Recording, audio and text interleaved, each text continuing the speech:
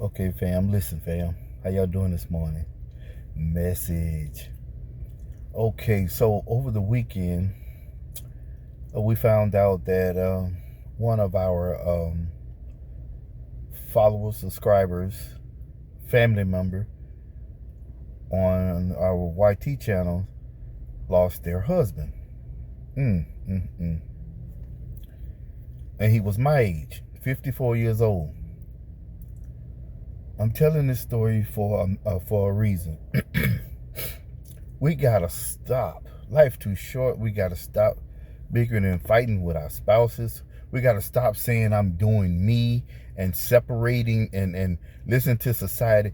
The only good thing about when someone says that I'm doing me, you're doing something to build your own confidence. You're getting strong. You're getting it's okay to have a no nonsense policy, but when you start being cold, you curse more often. You use curse words more often when you're talking to people, and you as if that's going to gain your respect.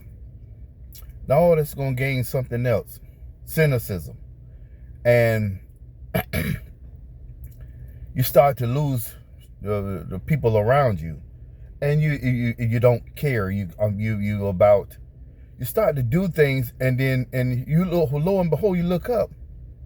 The other person is hurting. You hurting because if you're talking like that, you're going through something. You understand what I'm saying? And not saying that this was her case, died, and it's like, man, you could die with. You can have a habit. What if they would have gone through something? Not that they were, or that's none of my business. But somebody could have had a half of a broken heart. Somebody could have had a partially broken heart during the marriage or something like that, and then never had a really chance to say, "Hey, I apologize. Let's reconcile." That word came to me from my great pastor. I know what it means, but people would say, "Well, forgive me. Let's forgive." You won't never forget, but let's reconcile. Reconciliation, man. Life too short. I'm talking to all these good people out here. Don't get it twisted. God, he wants you to come to him single. But we get these desires and urges to want to be sexually intimate with people or partners and stuff like that. So he advised you to get married. And that's the only person you're supposed to sleep with. You're supposed to be with that person and take care of their needs, and they take care of your needs and wants, back and forth. Vice versa. That's the way it is. But, life, you go through changes, and life happens, and especially the longer you get the stuff happen, you have ups and downs. But love is always in the midst. And if you keep God in your life, you'll get through these tough times in marriages or any kind of union, whatever union you have got going on. I'm telling you, fam, life too short. Now, this woman is devastated because he died. He's gone. She can't talk to him anymore, only in spirit. But she want to hold and see him. She want to talk to him. 54 years old, man. He's gone, my age. Now you imagine that happened to you or your spouse, and you around here, maybe not going through something yourself, and not caring about each other's needs and wants. You have to take care of their needs and wants in a marriage. That's just the way it is. The needs come first, absolutely. Then you work on the wants. But some of us get to a place, I know I can speak for me, because I got to a place where something like, well, my arrogance was overflowing, and it was it's toxic. So God trying to humble me in a lot of ways, man, because I'm telling, and it's still, y'all can see it sometimes, a little arrogance on me sometimes, but you can see better. You can see me better in a better light now. I'm a lot more humble, because life be life, and man, I'm telling you. And you better get a grip.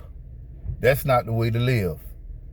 And so if you got someone in your life, man, Show them what they mean to you every day, not just on holidays and birthdays and stuff like that.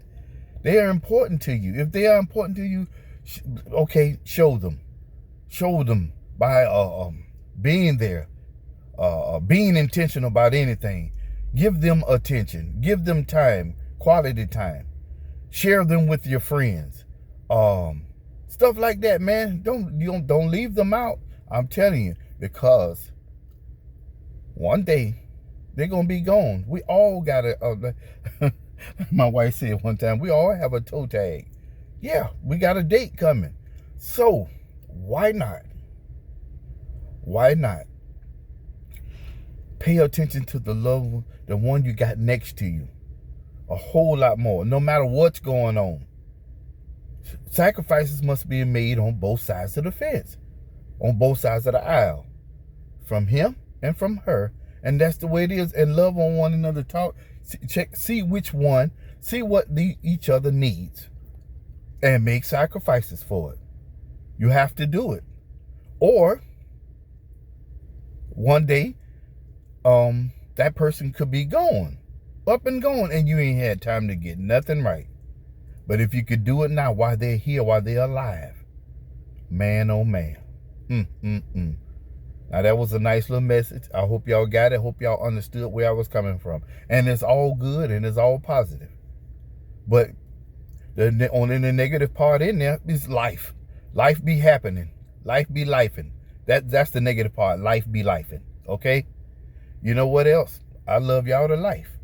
G Rich out. In your mouth. Peace out, y'all. Y'all be blessed.